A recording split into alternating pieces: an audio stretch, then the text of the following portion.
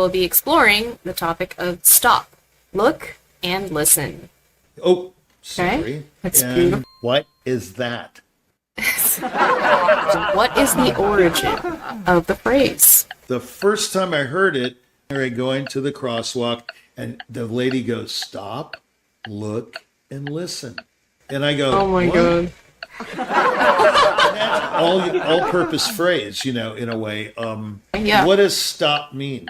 Moving too quickly through life, and we're in a hurry. Stop what you're doing. Listen to what's around you. Be sensitive to all the input, negative, positive, whatever.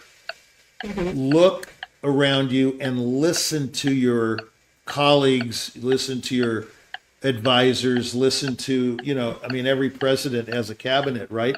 Stop, look, and listen. Have you ever done it?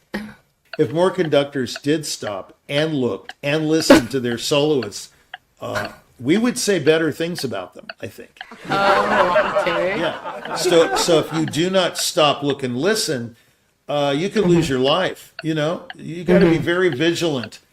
I have done it. And I'm telling you what the sensation is.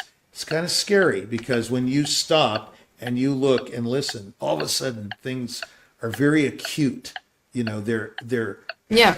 they're very present. I'm Right. always an active participant in my art. Yeah. I do not hand it over to somebody. Whereas if you just talk through the day and all you do is talk, you're not sensitive to anyone else's opinions or ideas or anything. You're just talking.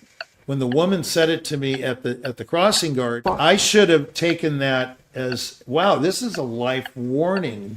I'm a little kid. I need to learn from this lady.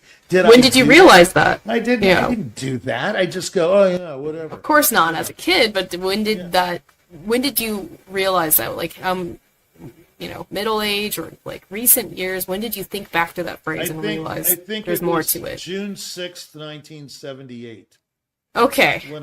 That was the real wake-up call. June 6th. Why? Why? June 6th, What happened? I'll tell you. Okay, if we have time, how are we doing on time? A little bit, I'll tell you yeah. a little story. I was about to do my first PBS show that night. It was my first of 4 one-hour shows. And it was in Austin, Texas. And I was in a great mood. I did a little practice. And then all of a sudden I get a call from my publicist, who I'm paying $500 a month for in 1978. That's a lot of money, okay? I mean, that was eating into my earnings big time. She goes, Richie, you only have 3 dates next year. What is Bill doing? And I go, what? After a huge season of world, my debut with the Cleveland Orchestra, my debut with the Phoenix Symphony, all these big gigs all over the place, and now I have 3 dates next year. My world just came to a crashing halt. Okay, and I was listening to her, and I was saying, what? And for it to be that day when I'm doing this show, this recital at night, it had a tremendous impact on the performance, I think, for both the good and bad. And this was the Right on PBS, right? No, I did the Brahms Sandal and the Faya Fantasia Betica, and then a modern piece by Luis Gonzalez. It was 2 20th century works, one real off-the-wall piece with plucking in the piano and everything. I had to stand up and reach into the piano.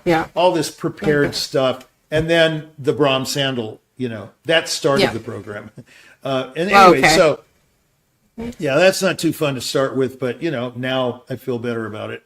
But at that age, that's not. But it affected the performance. It impacted the performance because my whole life just completely stopped and looked and listened.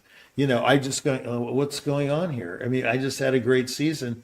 Well, it turns out that the manager, I won't mention his name, was an alcoholic, and he was going through a very deep depression. This is a very famous guy, by the way, and he will remain nameless. And everybody in the business knows him. He's now deceased, and his brother and his father died. They were also big time managers of the New York Philharmonic and the Boston Symphony. And apparently these deaths had taken their toll on him, and he became morose, and he just simply didn't sell me for that past season.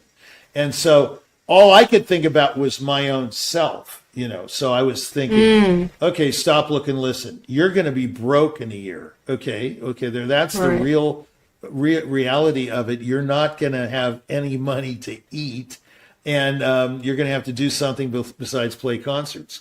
Well, and now you're thinking back to the crossing guard of saying, stop. Exactly. I got over it by stopping and analyzing my situation, looking around and seeing, okay, what can I do about this? There's no income, and then listening to others who said, okay, look, man, you can do this, you can teach, you can do that, and so, 2 years later, I made my Carnegie Hall debut. So, you never know when you're going to pull out of it. You never know when you're going to stop. You never know when you're going to quit. You just don't know.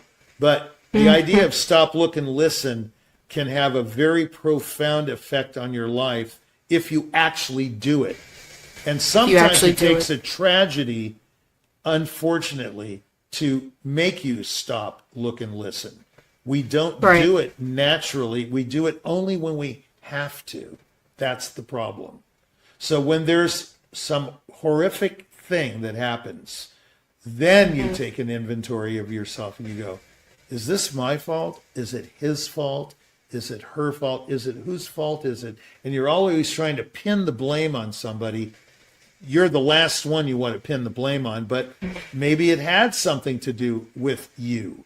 Maybe it did.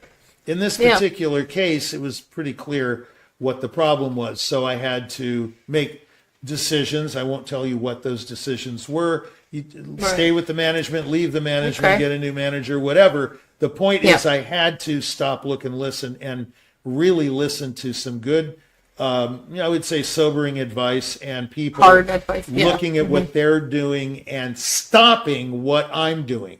Just stop cold turkey. So after the show, that's difficult. I quit practicing that whole summer. It was June 6th, 1978. That's why that date sticks in my head. It got to me. So I remember that's the day I woke up. That's the day I grew up. That's the day that I realized this whole thing could slip away, And I was lucky enough or blessed enough that it didn't completely slip away. But I lost part of my life that day because I was so devastated by the news. What do you do when somebody like that, she just calls like, Richie, you don't have any dates next year. What am I going to publicize? And I said, well, I don't know. Why don't you think of something? Click. I wasn't in the mood to listen to this crabby 88-year-old telling me that, my manager stank and wasn't doing his work. And actually, she was a very good friend of his. I got her through him. So I couldn't quite figure out what was going on, But it turned out to be physical ailments and, depression and things like that. Okay, it's very understandable. But not so much, because you don't shrink from your responsibilities just because you're going through hardships, okay? Just because your father died yesterday, that does not mean you don't play at the Kennedy Center 2 days later. You don't do that. You just don't do that to people. But that's part of stop, look, and listen. You've got to analyze the situation and say, oh, wait a minute here. What would that person want me to do? That died, for example. Would they want me to just grind to a screeching halt? Or would they want me to go on? You have to ask yourself that. Maybe they would want you to grind to a screeching halt, and then you make that decision. Cancel the gig. Right. So you see, this show really is about predicaments and what to do in those predicaments. But I'm not giving you an answer. I'm just giving you the scenario, and you've got to decide, hey, that's a hard question.